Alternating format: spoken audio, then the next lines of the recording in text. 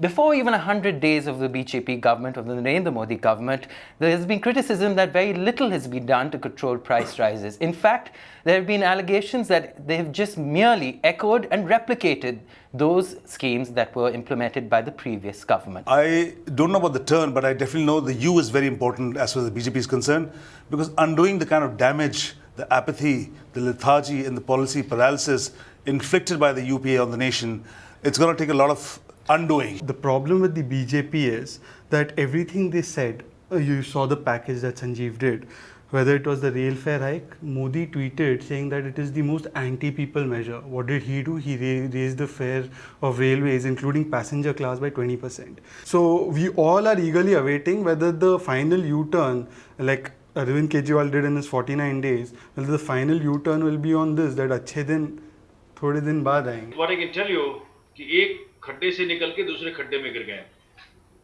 अब जितने भी इन्होंने हमें बताई थी कि हम ये अच्छे दिन करेंगे, वो अच्छे दिन करेंगे, on every point, whether it be the point of Pakistan or China or criminals in politics or criminals in parliament, or it be education or it be culture, anything you see, or महंगाई, nothing, or corruption, on every point the government has made a U-turn. And why? There is a reason behind it. The problem is that if you really want to know that for whom this party or this person contesting election will work for, that will be decided by the fact that from where are they getting the money to fight election. And this is true for both the parties, whether Congress or BJP. Both the parties get hell lot of money, thousands of crores to fight election from crony capitalists, from capitalists who basically in turn run the government. So after getting into the government, what will they do? Whose interest they will cater for?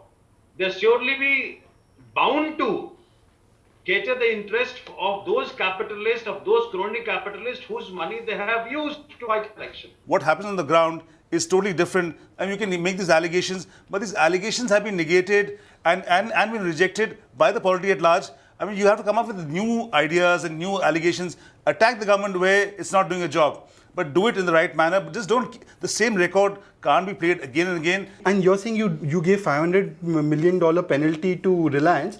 Do you know in your same budget, you have reduced the cost of branded petrol from Reliance, which is a clear-cut benefit to them?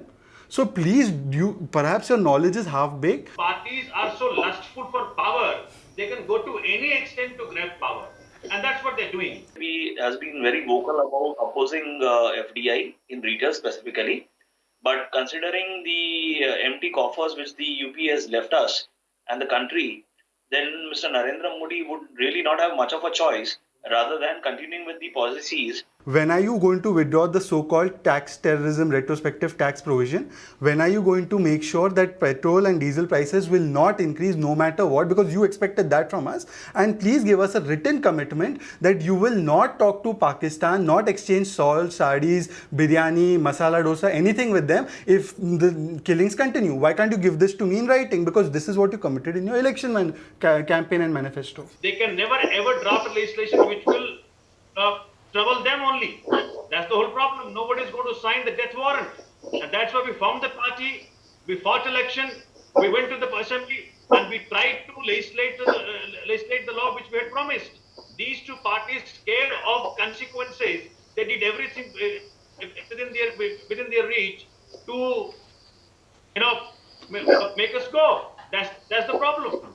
Both BJP and Aam Aadmi Party sound like each other. They make rhetorical allegations and not one of them has quoted facts. The intention is to deliver, because if we don't deliver, we'll be decimated like the Congress. And we have no intention of being decimated. We intend to deliver what we intend to do.